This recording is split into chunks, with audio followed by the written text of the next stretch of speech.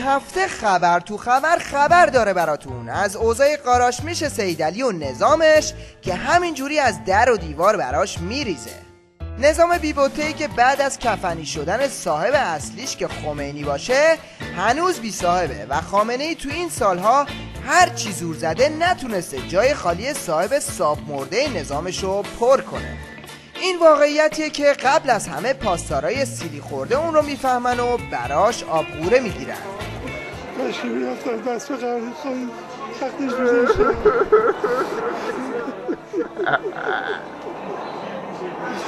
دیگه نگیم اصل قضیه رفته با دیگه فریم.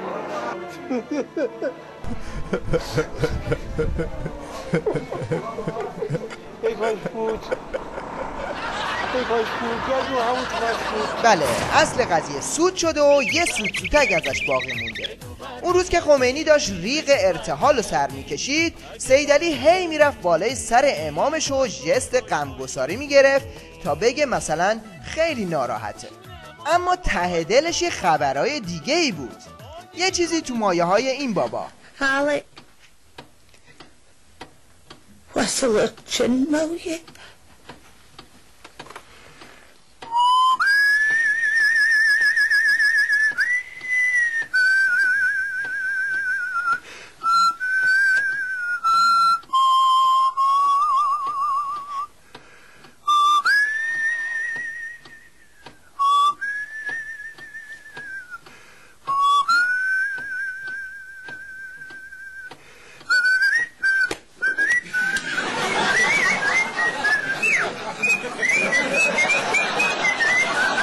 بله، خمینی گور به گور شد و خامنه عمامه ولایت رو به سر کرد، اما خبر نداشت که از امامش چه متاع پردردسری به ارث برده.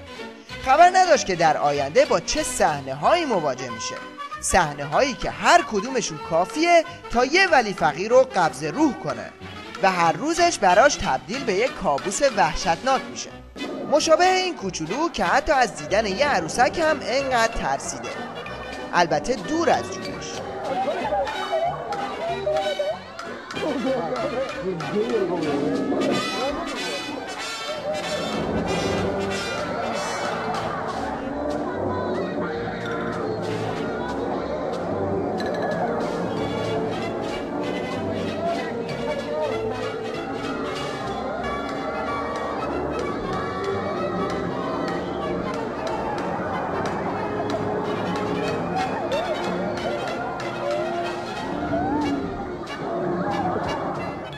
بله، چرخ روزگار اونقدر دور سر عظما چرخیده و اونقدر اون رو با بحرانهای مختلف داخلی و خارجی مواجه کرده که پاک گاوگیجه گرفته، مثل این کوچولو که البته باز هم باید تکرار کنیم دور از جونش.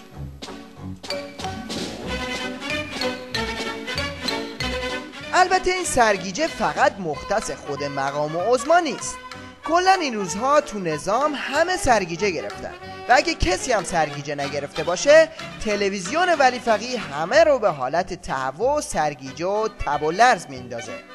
لطفاً این نمونه رو ببینید. این بابا مثلا مجری یه برنامه تلویزیون پشم شیشه است. ماشد یه خورده به سمت من حفظ کنن در خودشون. بله چشم. قربونت برم. آقا ماشاءالله شما خیلی خوش تیپ به تخته. حالا فکر میکنید تو صحنه بعد همین مجری رو در چه حالتی خواهید دید؟ فقط مواظب باشید سرگیجه نگیرید. حالا شما من جورابام باید در بیارم. بله دوست.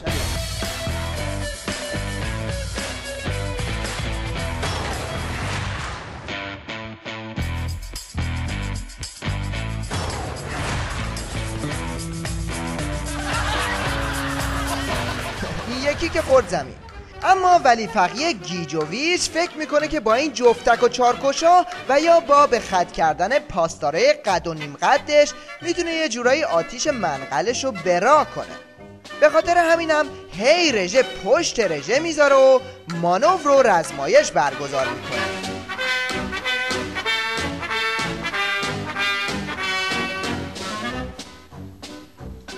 آقا شما هم مثل ما هرچی تو چنته پاسدارای ولایت بود رو دیدید، از میمون بازی و آویزون شدن از بند درخت بگیر تا این بدعت جدید در رژه جمهوری اسلامی رو.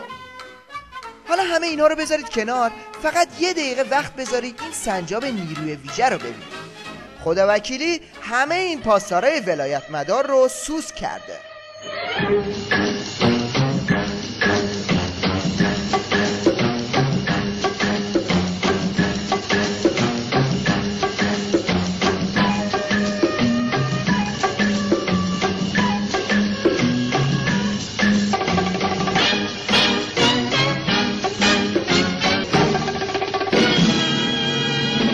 حالا شاید یکی بگه آقا این قبول نیست، این سنجاب نیروی ویژه بود، بعد بازیگر خبر تو خبرم بوده و اینا همش صحنه سازیه، بعدم اون پاسدارا ویژه نبودن.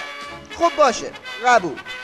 حالا این شما و این نیروی ویژه گارد ساحلی جمهوری اسلامی ولایت مدار. درود درود درود درود. این صحنه‌ای که می‌بینید صحنه آتش گرفتن یه قایقه که قرار گارد ساحلی جمهوری اسلامی اون رو نجات بده. تا گارد ساحلی برسه نصف قایق سوخته، وقتی هم که میرسه یه مشکل کوچیک هست، اونم اینه که کپسول با خودش نیاورده. النهایه گارد پر اقتدار ساحلی نظام به این نتیجه میرسه که آتیش با کف دست راحت تر خاموش میشه. تو عصر حجر هم فکر کنم قایقاشونو اینجوری خاموش نمی کردن. بعد خامنه ای میگه ما جلو رفتیم، لکن با وجود اشکالات امروز ما جلو رفتیم به طور واضح و بیان و دشمن عقب رفته به طور واضح و بیان. آمریکای دوره ریگان با آمریکای دوره اوباما زمین تا آسمون تفاوت کرده. جمهوری اسلامی سال 60 هم با جمهوری اسلامی سال 90 زمین تا آسمان تفاوت. عکس عظما رو نگاه کن، زیر کفشای همه دوتا لنگاش رو هوا تو مایه زیر خمه. هی میگه میرم میجنگم با یه لشکر یه تنه، خودشم خوب میدونه اینا همش دود و دمه. والا دوده والا دمه. بله به این میگن نعل وارونه. یکی نیست بگه آقا سید علی انقدر جلو میری بپا نری یه رو میز داور یا وسط تماشاچیا. Whoa!